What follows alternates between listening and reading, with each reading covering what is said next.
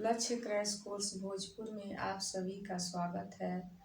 आज मैं वर्णिका के दूसरे पाठ जिसका नाम ढहते विश्वास है उस कहानी को लेकर उपस्थित हूँ, जिसके लेखक सातकोड़ी होता जी हैं, जो एक उड़िया कहानीकार हैं। बच्चों, इनका जन्म 29 अक्टूबर 1929 ईस्वी में मयूरभंज उड़ीसा में हुआ था। इस कहानी को लेखक ने उड़िया भाषा में लिखा है, जिसका अनुवाद राजेंद्र प्रसाद मिश्र के द्वारा किया गया। ये हुआ बच्चों लेखक के जीवन से संबंधित कुछ बातें। अब हम इस कहानी के ऊपर आते हैं। ढहते विश्वास कहानी में बाढ़ की विभीषिका का वर्णन किया गया है। बच्चों, इस कहानी को मैं इन चित्रों के माध्यम से बताने का प्रयास करूंगी ताकि आपको यह कहानी अच्छे ढंग से समझ में आ जाए। इस कहानी में बच्चों लक्ष्मी नाम की एक प्रमुख पात्र है, जिसके पति का नाम लक्ष्मण है और उसके 4 बच्चे हैं। सबसे बड़ा बेटा जिसका नाम अच्युत है, 2 लड़कियां हैं इसकी और एक छोटा बेटा भी है जिसकी उम्र 1 वर्ष है। लक्ष्मी के जो पति हैं लक्ष्मण, वह कलकत्ते में नौकरी किया करते हैं और लक्ष्मण के द्वारा जो भी राशि भेजी जाती है, लक्ष्मी की घर गृहस्थी उससे सही ढंग से नहीं चल पाती। इसलिए लक्ष्मी क्या करती है बच्चों, वह गांव के तहसीलदार के यहाँ छोटे मोटे काम करके अपने बच्चे का भरण पोषण करती है। और यह इतना ही नहीं करती बच्चों, उसको अपने पूर्वजों के द्वारा 1 बीघा जमीन भी प्राप्त है। उस जमीन पर वह अपने बेटे अच्युत के साथ खेती भी किया करती है। साथ ही लक्ष्मी का जो घर है वो देवी नदी के किनारे दलई बांध के पास स्थित है और दलई बांध के सटे ही हीराकुंड बांध है, जो कि महानदी के ऊपर स्थित है।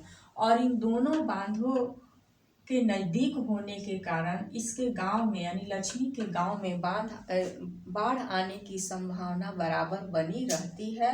और उड़ीसा में अक्सर बच्चों बाढ़, तूफान, ये सब आपदाएं आते ही रहती हैं। एक बार की बात है, लक्ष्मी के गांव में तूफान आता है और तूफान आने से लक्ष्मी के घर का जो झोपड़ी है, उसका जो ऊपर का हिस्सा है वह उड़ जाता है।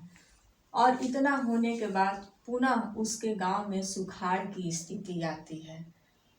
वह अपने 1 बीघे जमीन पर धान की फसल करना चाह रही है, लेकिन सुखाड़ आने से उसके सारे बिजड़े क्या होते हैं, जल जाते हैं।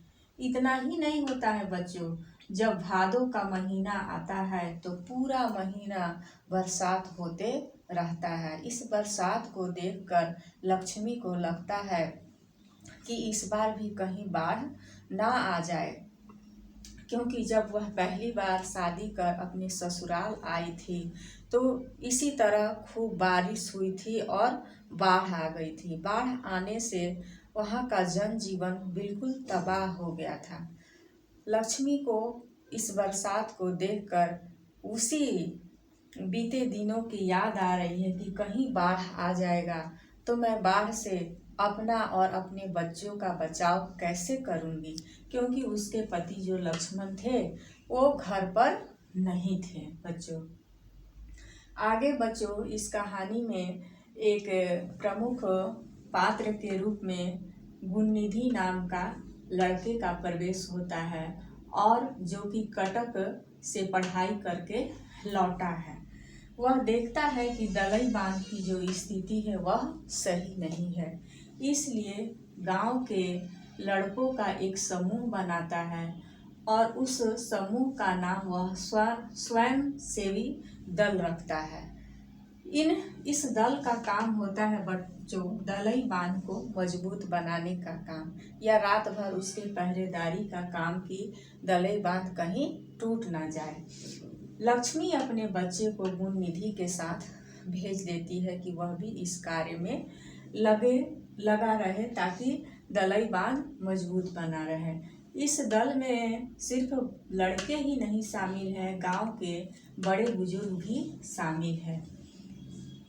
जब यहाँ पर दलई बांध पर सुरक्षा के लिए बालू की बोरियां, भीमा पत्थर या बड़े बड़े पत्थर को रखा जा रहा था इस दलई बांध को मजबूत करने के लिए, तो एकाएक रात में पानी का जो है जल स्तर बहुत ऊपर बढ़ गया।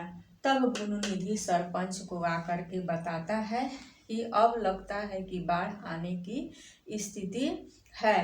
तब गुणनिधि क्या करता है, वह गांव में जाकर सभी लोगों को सचेत कर देता है कि सभी लोग अपने घर से निकल जाएं और ऊपर वाले स्थान यानी ऊंचे स्थान पर चले जाएं, या टीले के ऊपर चले जाएं, या स्कूल है उसमें वो लोग चले जाएं। गांव के सभी लोग धीरे धीरे गांव को खाली करने लगते हैं और सभी लोग स्कूल में प्रवेश करने लगते हैं, स्कूल के ऊपर चले जाते हैं। इस स्कूल में बच्चों 4 कमरे होते हैं और 200 के करीब लोग इस कमरे में घुस जाते हैं अपने बचाव के लिए। कुछ लोग टीले के ऊपर चढ़ जाते हैं और इस तरह सारे लोग, गांव के लोग निकल जाते हैं। लेकिन लक्ष्मी जो है वह अभी तक घर पर ही है, क्योंकि वह अपने बड़े बेटे अच्युत का इंतजार करती है कि वह आ जाए तभी मैं निकलूं। और इस बीच वह क्या करती है, वह अपने बैल और बकरी के पगहों को क्या करती है, खोल देती है और साथ ही घर में कुछ जो आवश्यक चीज़ें थी उसे एक कमरे में बंद कर देती है और एक बोरे में चूड़ा और कुछ सामग्रियां रख लेती हैं ताकि खाने पीने के काम में आए। और तब अचानक लक्ष्मी को अपने बेटे की आवाज़ आती है, माँ माँ माँ। तब वह अपनी दोनों बेटियों को और 1 वर्ष के बेटे को लेकर घर से निकलती है और बेटी को बोलती है कि तुम लोग जल्दी जल्दी टीले के ऊपर चली जाओ, और अपने बच्चे को और सिर के ऊपर जो चूड़ा का बोरा वह रखी हुई है अचानक गिर जाता है, उसके पैर लड़खड़ा जाते हैं। और जैसे ही और भी वह आगे बढ़ने की कोशिश करती है तो देखती है कि पानी की धार जो है बहुत बढ़ते जा रही है, उसके घुटने तक आ जा रही है पानी। फिर उसके बाद उसके कंधे को वह पार कर जाती है पानी। तब अपने बच्चे को क्या करती है, वो एक हाथ से ऊपर की ओर कर लेती है। लेकिन पानी का जो बहाव है वो बहुत तेज है। कैसे कैसे वह बरगद के पेड़ के नीचे बच्चों पहुंचती है और उस पेड़ की जो शाखाएं लटकी हुई हैं, उस शाखा को पकड़कर वह किस तरह वह चढ़ जाती है ऊपर, उसे स्वयं पता नहीं रहता है।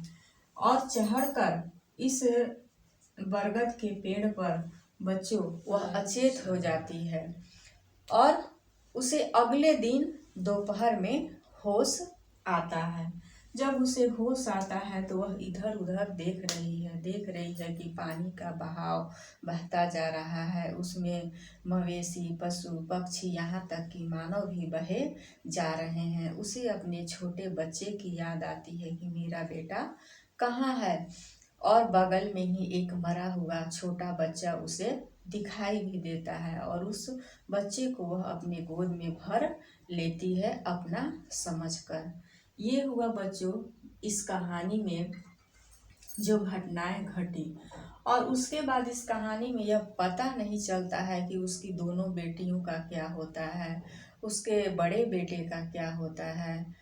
यानी कहानी में उस विभीषिका का वर्णन किया गया है जो बहुत ही दर्दनाक है। साथ ही लक्ष्मी जब बाढ़ की स्थिति आने की होती है तो वह माँ चंडेश्वरी से प्रार्थना भी किया करती है कि माँ चंडेश्वरी हमारे गांव में बाढ़ को मत आने देना। और यह प्रार्थना सिर्फ लक्ष्मी की ही नहीं है, पूरे गांव के लोगों की है। लेकिन सारे लोगों और साथ में लक्ष्मी का विश्वास चंडेश्वरी माँ के ऊपर उठ जाता है। इसलिए इस कहानी का नाम बच्चों कहानीकार ने जो ढाहते विश्वास रखा है वह सही है। इस तरह उम्मीद है बच्चों ये कहानी आपको अच्छे ढंग से समझ में आ गई होगी। अब बच्चों इस पाठ से जो वस्तुनिष्ठ प्रश्न आ सकते हैं उसको मैं बता रही हूँ। जैसे पहला प्रश्न आ सकता है कि ढहते विश्वास के कहानीकार का क्या नाम है, तो सातकोड़ी होता जी। सातकोड़ी होता किस भाषा में इस कहानी को लिखे हैं, तो उड़िया भाषा में लिखे हैं। इस कहानी का अनुवाद किसने किया, तो राजेंद्र प्रसाद ने किया। या कहानीकार का जन्म कब हुआ, तो 29 अक्टूबर 1929 ईस्वी मयूरभंज में हुआ बच्चों। साथ ही आगे जो प्रश्न आ सकते हैं, लक्ष्मी के पति का क्या नाम था, तो लक्ष्मण था। लक्ष्मी के बड़े बेटे का क्या नाम था, तो अच्युत था। लक्ष्मी के सबसे छोटे बेटे की उम्र क्या थी, तो 1 वर्ष थी। साथ ही उसे अपने पूर्वजों से कितने बीघा जमीन प्राप्त थी, तो 1 बीघा जमीन प्राप्त थी। किस महीने में 1 महीने तक वर्षा होते रही, तो भादों के महीने में 1 महीने तक वर्षा होती रही। उसके ससुर का देहांत किस बांध को बनाने में हो गया, तो उसके ससुर का देहांत जब वह हीराकुंड बांध बन रहा था तो पत्थर के नीचे आकर उसके ससुर का देहांत हो गया। लक्ष्मी छोटे मोटे कार्य किसके यहाँ किया करती थी, तो तहसीलदार के यहाँ किया करती थी। गुण निधि कहाँ से पढ़कर आया था, तो कटक से। गुण निधि ने किस दल की स्थापना की थी, तो स्वयंसेवी दल की स्थापना की थी। साथ ही टीले पर कब मेला लगता था, तो चैत्र मास की संक्रांति को मेला लगा करता था। इस तरह बहुत से बच्चे। एक और प्रश्न बच्चों की, लक्ष्मी का घर किस नदी के किनारे था, तो देवी नदी के किनारे था। दलई बांध का जिक्र किस कहानी में किया गया है, तो ढहते विश्वास कहानी में किया गया है। इस तरह के प्रश्न बच्चों वस्तुनिष्ठ में आ सकते हैं। अब इस पाठ से जो बच्चों लघुत्तरीय प्रश्न आ सकते हैं उसमें है कि लक्ष्मी कौन थी और उसकी पारिवारिक परिस्थिति का चित्रण कीजिए। तो लक्ष्मी इस कहानी की यानी ढहते विश्वास कहानी की प्रमुख पात्र थी और उसके परिवार की स्थिति अच्छी नहीं थी, क्योंकि उसके पति कलकत्ते में नौकरी किया करते थे, लेकिन पति के द्वारा जो राशि भेजी जाती थी उसका घर परिवार उससे नहीं चल पाता था, इसलिए वह तहसीलदार के यहाँ काम करती थी, जिससे वह अपने बच्चों का भरण पोषण किया करते थे। दूसरा प्रश्न बच्चों, कहानी के शीर्षक की सार्थकता पर विचार करिए। देखिए, जब बाढ़ आने की स्थिति होती है तो लक्ष्मी तथा उसके पूरे गांव के लोग माँ चंडेश्वरी से प्रार्थना करते हैं कि बाढ़ हमारे गांव में ना आए, लेकिन बाढ़ आ जाता है। लोगों का विश्वास माँ के प्रति टूट जाता है, इसलिए कहानीकार के द्वारा जो यह नाम दिया गया है ढहते विश्वास सार्थक है। कहानी का सारांश प्रस्तुत करिए। तो बच्चों, मैंने जो कहानी का सारांश बताया इन चित्रों के माध्यम से आप आसानी पूर्वक इस कहानी का सारांश लिख पाएंगे। उम्मीद है बच्चों इस पाठ से जो भी प्रश्न आएंगे आप पूरे सही ढंग से कर पाएंगे। धन्यवाद।